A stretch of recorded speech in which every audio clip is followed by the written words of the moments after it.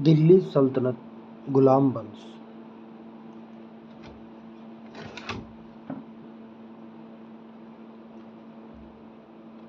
1206 से 1290 ईस्वी तक दिल्ली सल्तनत के सुल्तान गुलाम वंश के सुल्तानों के नाम से विख्यात हुए, जिसका संस्थापक कुतुबुद्दीन ऐबक।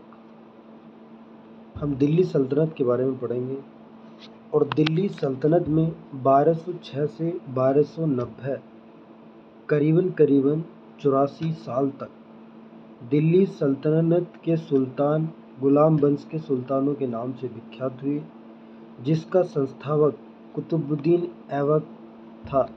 यद्यपि वे एक वंश के नहीं थे, वे सभी तुर्क के थे। उनके वंश पृथक पृथक थे, साथ ही वे स्वतंत्र माता पिता के संतान थे।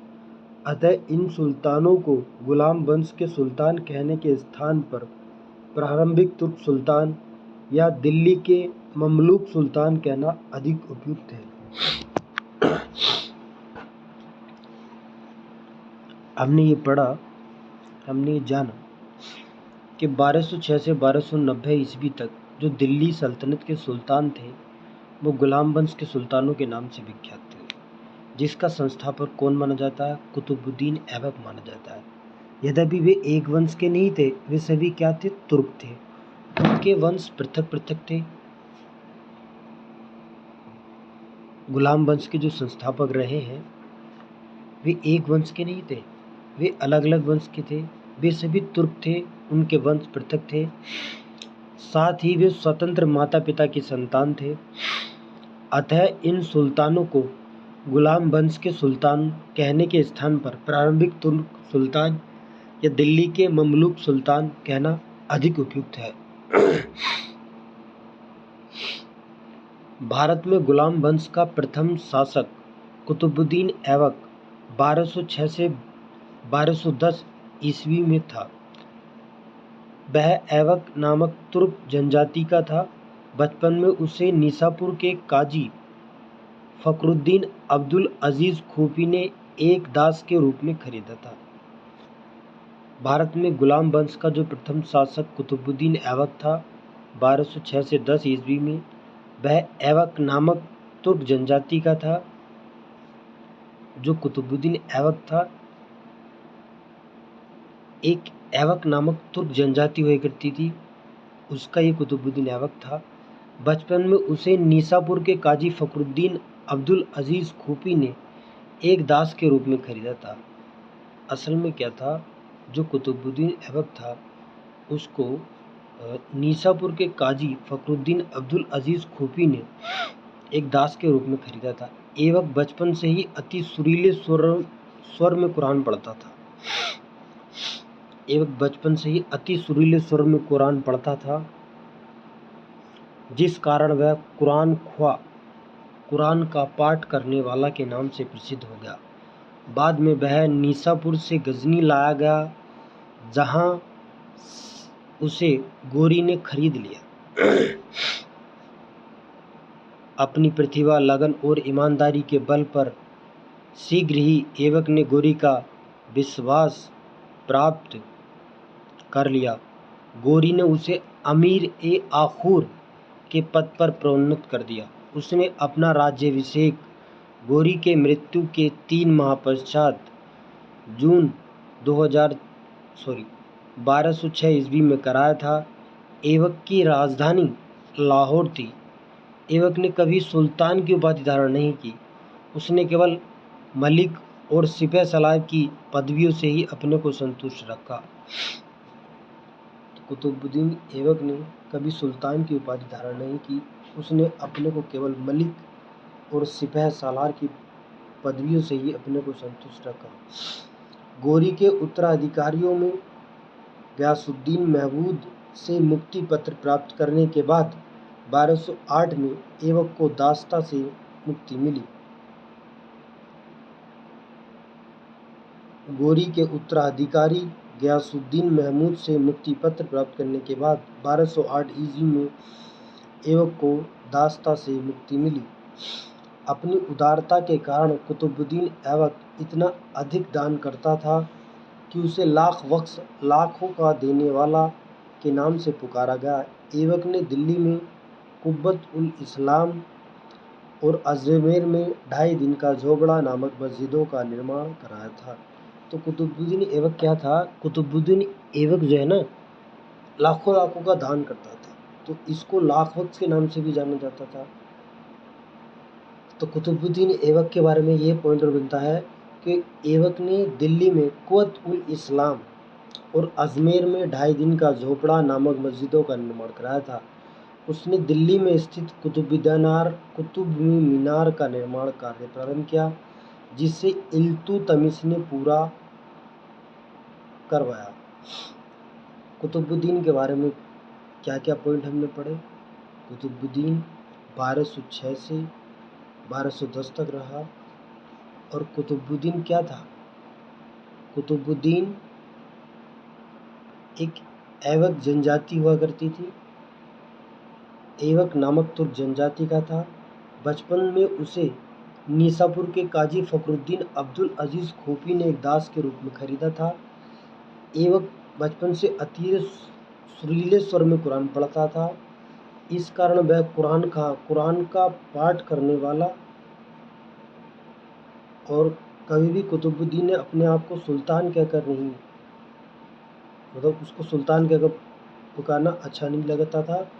उसने अपने आप को मलिक और सिपह सालार की पदवी से अपने को संतुष्ट रखा। और 1208 ईस्वी में उसके गोरी के उत्तराधिकारी गयासुद्दीन महमूद से मुक्ति पत्र प्राप्त करने के बाद 1208 ईस्वी में उसको दास्ता से मुक्ति मिली।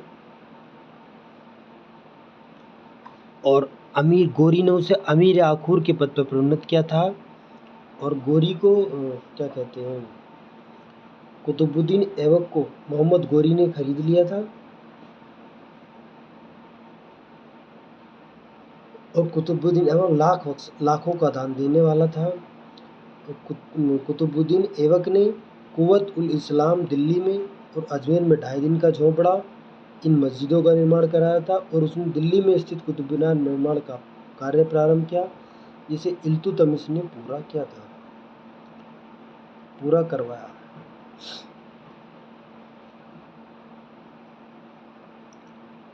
अब आता है फिरोज शाह तुगलक के शासनकाल में चौथी मंजिल।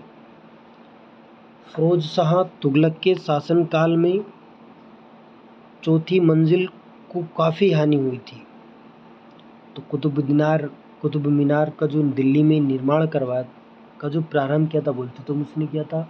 तो उसका जो कुतुब मीनार का जो निर्माण करवाया था कुतुबुद्दीन ऐबक ने करवाया था, प्रारंभ किया था, उसको इल्तुतमिश ने पूरा किया था। और फिरोज शाह तुगलक के शासनकाल में इसकी चौथी मंजिल को काफ़ी हानि हुई थी, जिस पर फिरोज ने चौथी मंजिल के स्थान पर 2 और मंजिलों का निर्माण करवाया। कुतुबुद्दीन ऐबक की मृत्यु चौगान के खेल, आधुनिक पोलो की भांति का एक खेल होता है, से घोड़े से गिरने के दौरान 1210 ईस्वी में हुई थी। उसे लाहौर में दफनाया गया। दिल्ली सल्तनत का पहला सुल्तान इल्तुतमिश था। तो दिल्ली सल्तनत का जो पहला सुल्तान कहा जाता है उसको किसको कहा जाता है? इल्तुतमिश को कहा जाता है। उसने सुल्तान के पद की स्वीकृति खलीफा से प्राप्त की। खलीफा ने इल्तुतमिश के शासन की पुष्टि उस सारे क्षेत्र में कर दी जो उसने विजित किया, और उसे सुल्तान आजम की उपाधि प्रदान की। गुलाम का गुलाम ऐबक जो स्वयं गुलाम था का गुलाम इल्तुतमिश को कहा जाता है। गुलाम का गुलाम ऐबक का गुलाम जो स्वयं गुलाम था इल्तुतमिश को कहा जाता है। इल्तुतमिश इल्वरी जनजाति का तुर्क था। सुल्तान बनने से पहले वह बदायूं का सूबेदार था। 1205 से 1206 ईस्वी में खोखर जाति के विद्रोह को दबाने के लिए किए गए अभियान में वह मोहम्मद गोरी और ऐबक के साथ था। युद्ध में उसने साहस और कौशल का परिचय दिया, जिससे प्रभावित होकर गोरी ने ऐबक को दास्ता से मुक्त करने का आदेश दिया। मंगोल नेता चंगेज खां भारत की उत्तर पश्चिम सीमा पर इल्तुतमिश के शासनकाल में आया था। मंगोल नेता चंगेज खां भारत की उत्तर पश्चिम सीमा पर इल्तुतमिश के शासनकाल में आया था। चंगेज खां के प्रकोप से रक्षार्थ ख्वारिज़्म शाह का पुत्र जलालुद्दीन मकरुद्दीन सिंधु घाटी पहुंचा। संभवतः चंगेज खां ने इल्तुतमिश के पास अपने दूत भेजे थे कि वह मंगरवनी की सहायता न करे।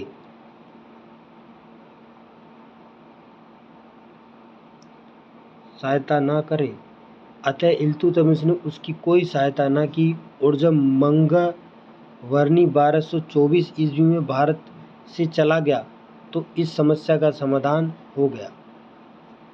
ठीक है। इल्तुतमिश ने बिहार शरीफ एवं बाढ़ पर अधिकार कर राजमहल की पहाड़ियों से तेलियागढ़ी के समीप हिशामुद्दीन एवाज को पराजित किया। एवाज ने इल्तुतमिश की अधीनता स्वीकार कर ली। इल्तुतमिश ने एवाज के स्थान पर मलिक जानी को बिहार का सूबेदार नियुक्त किया। इल्तुतमिश ने ही भारत में सल्तनत काल में सर्वप्रथम शुद्ध अरबी सिक्के चलाए थे। सल्तनत युग के दो महत्वपूर्ण सिक्के चांदी का टंका और तांबे का जीतल उसी ने आरंभ किया तथा सिक्कों पर टकसाल का नाम लिखवाने की परंपरा शुरू की। 1229 ईस्वी में इल्तुतमिश को बगदाद के खलीफा खिलत का प्रमाण पत्र प्राप्त हुआ, जिससे इल्तुतमिश वैध सुल्तान और दिल्ली सल्तनत स्वतंत्र राज्य बन गया। इब्न बतीता के वर्णन से ज्ञात होता है कि इल्तुतमिश ने अपने महल के सामने संगमरमर की 2 शेरों की मूर्तियां स्थापित कराई थी, जिनके गले में 2 घंटियां लटकी हुई थी, जिनको बजाकर कोई भी व्यक्ति सुल्तान से न्याय मांग कर सकता था। इल्तुतमिश ने अपने शहरों में काजी और अमीरदाद नामक अधिकारी नियुक्त किए थे। Doctor R.P. सिंह त्रिपाठी के अनुसार भारत में मुस्लिम संप्रभुता का इतिहास इल्तुतमिश से आरंभ होता है। सर वुल्सरे हेग के अनुसार इल्तुतमिश गुलाम शासकों में सबसे महान था। डॉक्टर ईश्वरी प्रसाद के अनुसार इल्तुतमिश निस्संदेह गुलाम वंश का वास्तविक संस्थापक था। मध्यकालीन भारत की प्रथम महिला शासिका रजिया सुल्तान 1236 से 1240 थी। व्यक्तिगत दृष्टि से उसने भारत में पहली बार स्त्री के संबंध में इस्लाम की परंपराओं का उल्लंघन किया।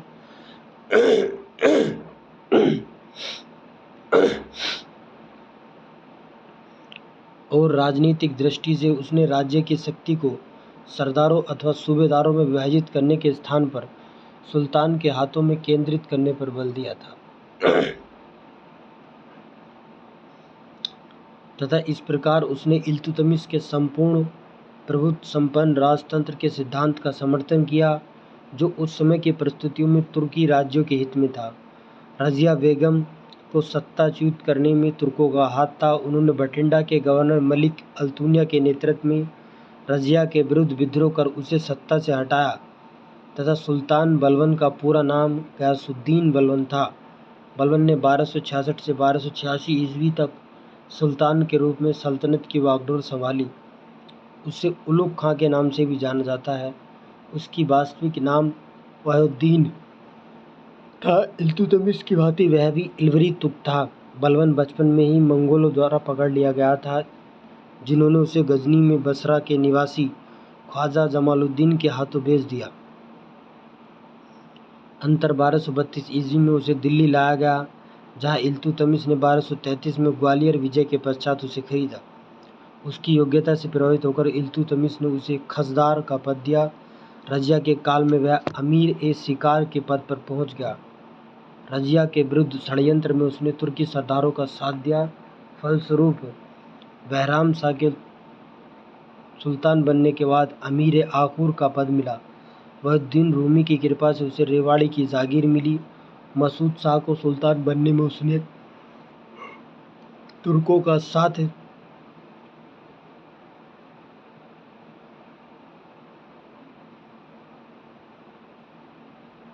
मसूद शाह को सुल्तान बनने से उसने तुर्की अमीरों का साथ दिया, जिसके फलस्वरूप उसे हांसी की सूबेदारी दी गई। 1249 ईस्वी में बलबन ने अपनी पुत्री का विवाह सुल्तान नसीरुद्दीन से किया। इस अवसर पर उलूग खां की उपाधि और नायब ममलिकात का पद दिया गया। 1266 ईस्वी में बलबन दिल्ली की राजगद्दी पर बैठा। बलबन के विषय में कहा गया कि उसने रक्त और लौह की नीति अपनाई थी। बलबन के राजत्व सिद्धांत की दो मुख्य विशेषताएं: प्रथम, सुल्तान का पद ईश्वर के द्वारा प्रदत्त होता है, और द्वितीय, सुल्तान निरंकुश होना आवश्यक है। बलबन ने फारस के लोक प्रचलित वीरों से प्रेरणा लेकर अपना राजनीतिक आदर्श निर्मित किया था। उनका अनुकरण करते हुए उसने राजत्व की प्रतिष्ठा को उच्च सम्मान दिलाने का प्रयत्न किया। राजा को धरती पर ईश्वर का प्रतिनिधि नियामत खुदाई माना गया। उसके अनुसार मान मर्यादा में वह केवल पैगंबर के बाद है। राजा जिल्ले अल्लाह या जिल्ले इलाही अर्थात ईश्वर का प्रतिबिंब है। वह दिल्ली का प्रथम सुल्तान था जिसने राजस्व संबंधी सिद्धांतों की स्थापना की। उसने अपने पुत्र बुगरा खां से कहा था, सुल्तान का पद निरंकुशता का सजीव प्रतीक है। बलबन ने ईरानी बादशाहों को कई परंपराओं को अपने दरबार में आरंभ किया। उसने सिजदा भूमि पर लेटकर अभिवादन करना और पाबोस सुल्तान के चरणों को चूमने की रीति आरंभ की। उसने अपने दरबार के प्रति वर्ष फारसी त्यौहार नौरोज बड़ी शानो शौकत के साथ मनाने की प्रथा आरंभ की। मंगोलों से मुकाबला करने के लिए बलबन ने एक सैन्य विभाग दीवान अर्ज की स्थापना की। बलबन ने अपना सेना मंत्री दीवान अर्ज इमाद उल मुल्क को बनाया था, जो अत्यंत ईमानदार और पश्चिमी व्यक्ति था। बलबन ने उसे वजीर के आर्थिक नियंत्रण से मुक्त रखा ताकि उसे धन की कमी न हो।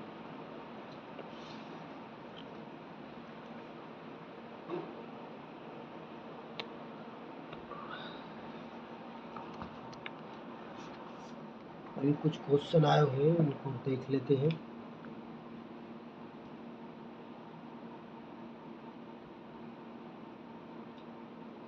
32 क्वेश्चन।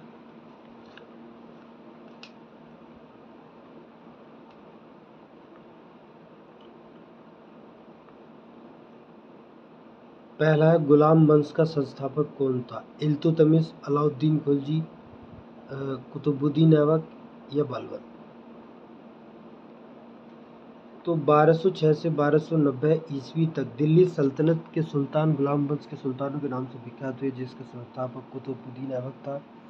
यद्यपि वे एक वंश के नहीं थे, वे सभी तुर्क थे तथा उनके वंश पृथक पृथक थे। साथ ही वे स्वतंत्र माता पिता की संतान थे। अतः इन सुल्तानों को गुलाम वंश के सुल्तान कहने के स्थान पर प्रारंभिक तुर्क सुल्तान या दिल्ली के ममलूक सुल्तान कहना अधिक उपयुक्त है। गुलाम वंश का प्रथम शासक कौन था?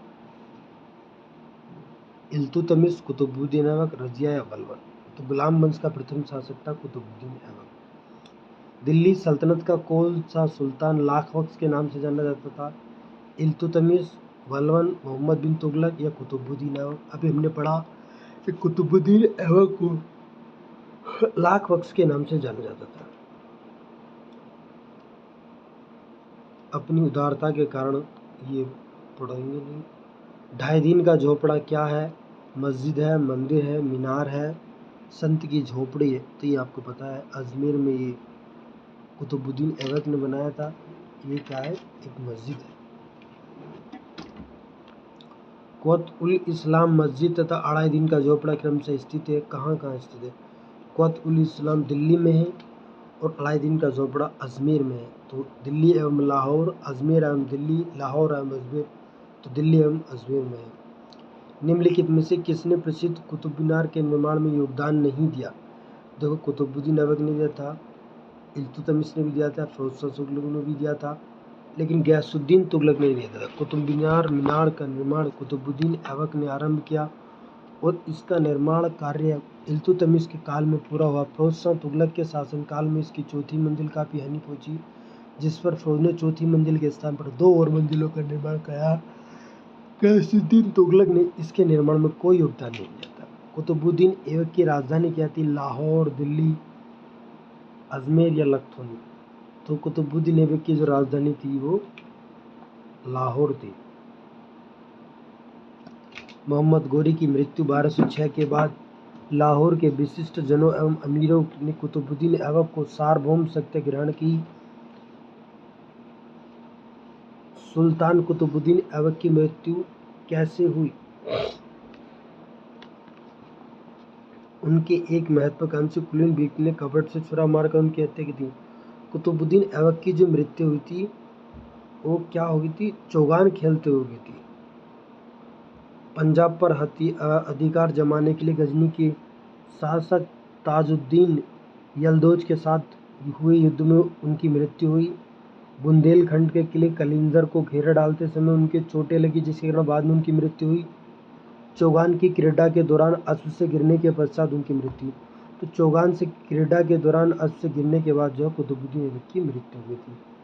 निम्नलिखित में से किसने दिल्ली को सल्तनत की राजधानी के रूप में स्थापित किया था? कुतुबुद्दीन ऐबक ने, इल्तुतमिश ने, मुइजुद्दीन गोरी ने, रजिया ने। तो निम्नलिखित में से किसने दिल्ली को सल्तनत की राजधानी के रूप में स्थापित किया था? वो था इल्तुतमिश। इल्तुतमिश ने 1211 से 1236 ईस्वी में दिल्ली को सल्तनत की राजधानी के रूप में स्थापित किया था। इसके पूर्व ऐबक ने लाहौर से ही शासन किया। इल्तुतमिश ने ही भारत में सल्तनत काल में सर्वप्रथम अरबी सिक्के चलाए थे। हाँ, सुल्तनत युग के दो महत्वपूर्ण सिक्के, चांदी का टंका 175 ग्रेन और तांबे का जीतल, उसी ने आरंभ किया था तथा सिक्कों पर टकसाल का नाम लिखवाने की परंपरा भी उन्होंने प्रारंभ की थी। दिल्ली का वह प्रथम शासक कौन था जिसने अपने नियमित सिक्के जारी किए तथा दिल्ली को अपने साम्राज्य की राजधानी घोषित किया? नसरुद्दीन महमूद, इल्तुतमिश, बलबन या आराम शाह? तो दिल्ली का वह प्रथम सुल्तान कौन था जिसने नियमित सिक्के जारी किए तथा दिल्ली को अपने साम्राज्य की राजधानी घोषित की? तो ये था इल्तुतमिश। निम्नलिखित में से कौन सी इल्तुतमिश के राज्यकाल में सल्तनत की राजधानी थी? आपको पता होगा दिल्ली, आगरा, लाहौर, बदायूं, तो ये दिल्ली होगा। सल्तनत के निम्नलिखित सुल्तानों में से किसने सर्वप्रथम अपनी राजधानी दिल्ली स्थानांतरित की? वही इल्तुतमिश ने की थी, कि पहले लाहौर थी, लाहौर के बाद में क्या की थी? इल्तुतमिश ने की थी। आराम शाह, बलबन, इल्तुतमिश, कुतुबुद्दीन। दिल्ली का प्रथम मुस्लिम शासक कौन था? कुतुबुद्दीन नहीं, मुस्लिम शासक कुतुबुद्दीन ऐबक, इल्तुतमिश, रजिया या बलबन? वस्तुतः दिल्ली का पहला सुल्तान इल्तुतमिश था। उसने सुल्तान के पद की स्वीकृति गौर के किसी शासक से नहीं अपितु खलीफा से प्राप्त की थी। खलीफा के ने इल्तुतमिश के शासन की पुष्टि उस सारे क्षेत्र में कर दी जो उसने विजित किया और जो सुल्तान आजम की उपाधि प्रदान की, जिस प्रकार वह कानूनी तरीके से दिल्ली का प्रथम स्वतंत्र सुल्तान बना। व्यवहारिक दृष्टि से उसने दिल्ली की गद्दी के दावेदार ताजुद्दीन यलदौज और नसरुद्दीन ख्वाजा को समाप्त किया। भारत में तुर्की राज्य को संगठित किया, मंगोल आक्रमण से बचाया, राजपूतों की शक्ति को तोड़ने का प्रयत्न किया, सुल्तान के पद को वंशानुगत बनाया, दिल्ली को तुर्की राज्य की राजधानी के अनुरूप वैभवपूर्ण बनाया और उनके नाम से सिक्के चलवाए। गुलाम का गुलाम किसे कहा जाता है? तो हमने अभी पढ़ा, मोहम्मद गोरी को, कुतुबुद्दीन ऐबक को या इल्तुतमिश को। तो गुलाम का गुलाम किसे कहा जाता है? इल्तुतमिश को। गुलाम का गुलाम इल्तुतमिश को कहा जाता है। मोहम्मद गोरी के गुलाम कुतुबुद्दीन ऐबक ने इल्तुतमिश को खरीदा था।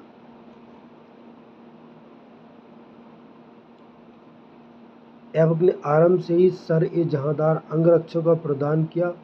महत्वपूर्ण पदया ऐबक ने अपनी पुत्री का विवाह इल्तुतमिश से किया था। निम्नलिखित में से कौन मध्यकालीन भारत की प्रथम महिला शासिका थी? वही है रजिया सुल्तान, चांद बीबी, नूरजहां, दुर्गावती। तो मध्यकालीन भारत की जो महिला शासिका सुल्तान थी वो कौन थी? रजिया सुल्तान थी।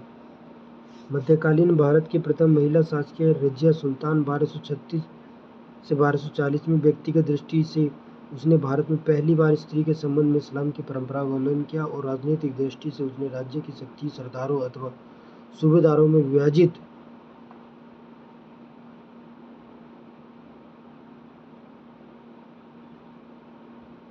करने के स्थान पर सुल्तान के हाथों में केंद्रित करने पर बल दिया गया तथा इस प्रकार उसने इल्तुतमिश के संपूर्ण प्रभुत्व संपन्न राजतंत्र के सिद्धांत का समर्थन किया जो उस समय की परिस्थितियों में तुर्की राज्य के हित में था। मंगोल आक्रमणकारी चंगेज खां भारत की उत्तर पश्चिम सीमा पर निम्न में से किसके काल में आता? अलाउद्दीन खिलजी, इल्तुतमिश, ऐबक या बलबन? इल्तुतमिश के समय में आता। अभी हमने ऊपर पढ़ा। दिल्ली का कौन सुल्तान मंगोल नेता चंगेज खां का समकालीन था? इल्तुतमिश, रजिया, बलबन या अलाउद्दीन खिलजी? तो कौन था? बलबन था।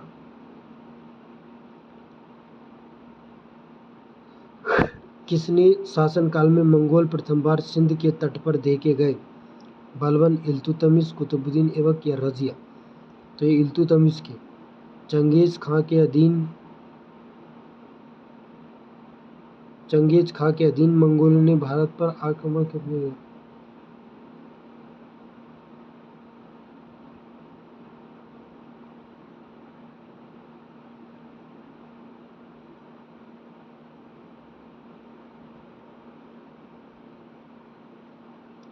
चंगेज खां के अधीन मंगोलों ने भारत पर आक्रमण किया। बलबन के शासनकाल में, फिरोज शाह तुगलक के शासनकाल में, इल्तुतमिश के शासनकाल में, मोहम्मद बिन तुगलक के शासनकाल में? चंगेज खां के अधीन मंगोलों ने भारत पर आक्रमण किया था इल्तुतमिश के शासनकाल में। चंगेज खान का मूल नाम क्या था?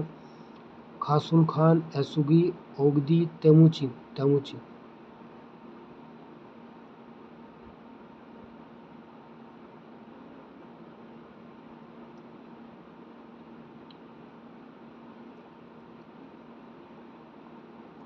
तेमुचिन। चंगेज खान एक मंगोल शासक था जिसने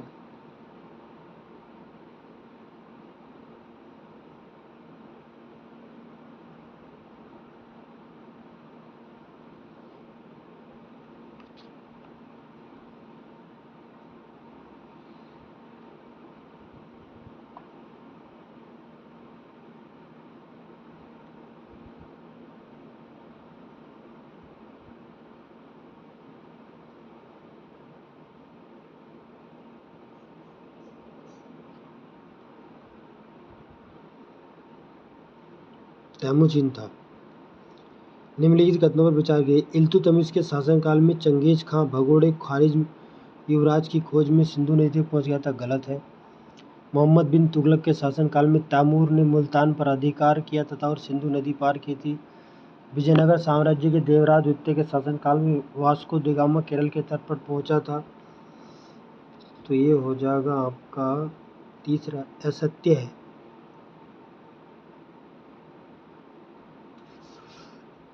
पढ़ लेना।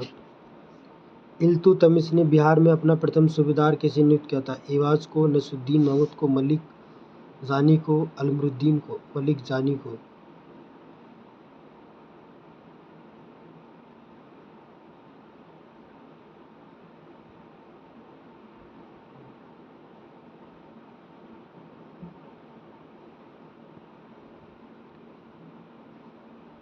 रजिया बेगम को सत्ताच्युत करने में किसका हाथ था? अफगानों का, तुर्कों का, मंगोलों का, अरबों का? किसका था? तुर्कों का। रजिया बेगम को सत्ताच्युत करने में तुर्कों का हाथ था। उन्होंने बठिंडा के गवर्नर मलिक अल्तुनिया के नेतृत्व में रजिया के विरुद्ध विद्रोह करिए, उसे सत्ता से हटाया था। दिल्ली के सुल्तान बलबन का पूरा नाम क्या था? गयासुद्दीन बलबन। तो दिल्ली सुल्तान का पूरा नाम गयासुद्दीन बलबन था। बलबन ने 1266 ईस्वी से 1286 ईस्वी तक सुल्तान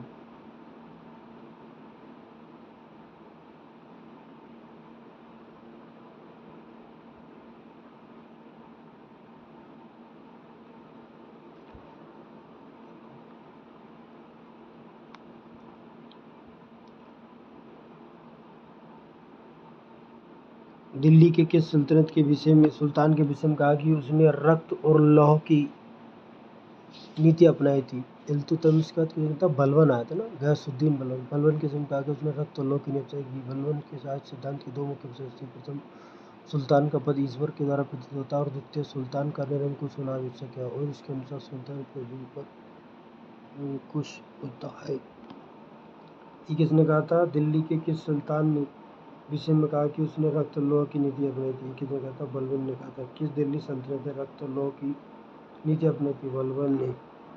नीचे दो वाक्य कथन, एक और दूसरे कथन दो दिए गए हैं। एक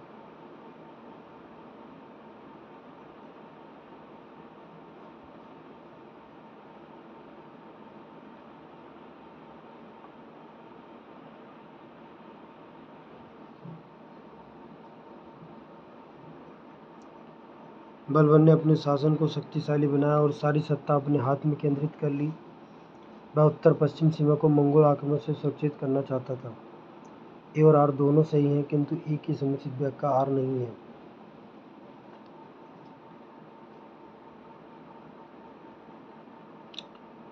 अपनी शक्ति को सम्मिलित करने के बाद बलबन ने भव्य उपाधि धारण की। तूतिया हिंद, केसरी हिंद।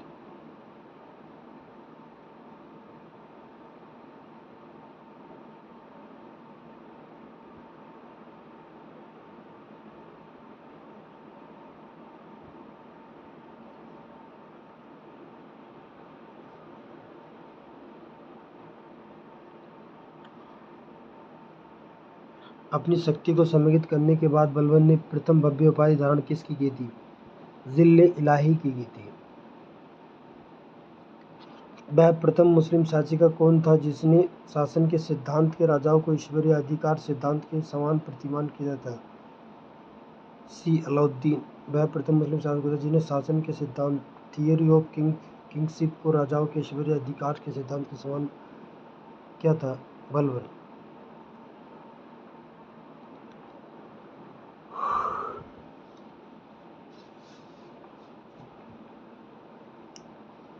निम्नलिखित किसने भारत में प्रसिद्ध त्योहार नौराज का आरंभ किया था? इल्तुतमिश, फिरोज शाह तुगलक, अलाउद्दीन या बलबन? ये क्या था? नौराज ने। अपने दरबार के लिए बलबन ने एक बड़े सुल्तान के दरबार किया। नियम बना और कटौती लागू की। इस क्षेत्र में उसका आदर्श ईरानी बादशाह थे और उसने कई परंपराओं को आके दरबार आरंभ किया। उसने सिजदा भूमि पर लेटकर अभिवादन किया।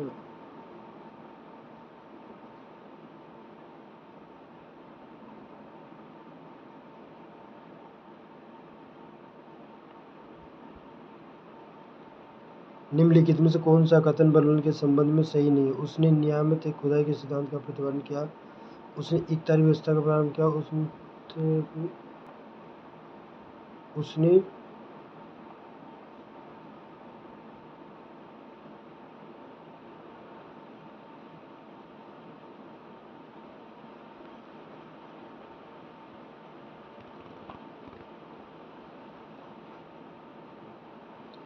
निम्नलिखित में कौन सा बलबन के कथनों में सत्य है? तो ये कहता उसने इकतारी व्यवस्था का आरंभ किया। बलबन का वास्तविक नाम बहाउद्दीन था। नसरुद्दीन महमूद ने उसे उलुगु खां की उपाधि दी, जिससे अल्लाह की उपाधि उसने स्वयं धारण की।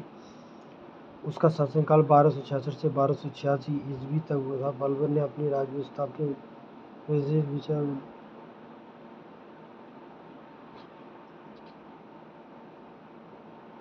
उसने इक्तदारी, नियामत खुदाई, चहलगिलानी, बंगाल का विद्रोह घोषणा किया।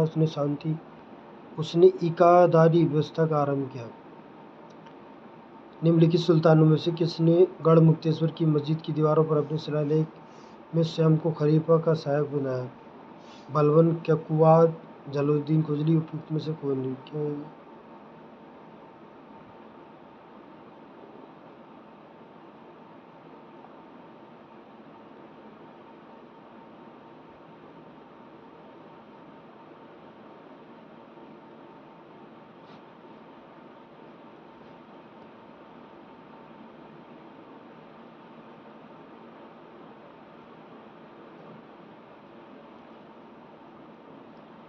निम्नलिखित में से सुल्तानों में से किसने गढ़मुक्तेश्वर की मस्जिद की दीवारों पर अपने शिलालेख में स्वयं को खलीफा का सहायक कहा? बलबन, कैकुबाद, जलालुद्दीन खुजली। उपयुक्त में से कोई नहीं। बलबन। आज हमने दिल्ली सल्तनत में कुतुबुद्दीन ऐबक पढ़ा, इल्तुतमिश पढ़ा, कुछ रजिया के क्वेश्चन पढ़े, कुछ बलबन के क्वेश्चन पढ़े। तो आज के लिए यही इतना छोड़ते हैं, बाकी मिलते हैं कल एक नई वीडियो के साथ। अगर अच्छा लगा हो तो लाइक कर दीजिएगा और चैनल को सब्सक्राइब कर दीजिएगा। आपका बहुत बहुत धन्यवाद।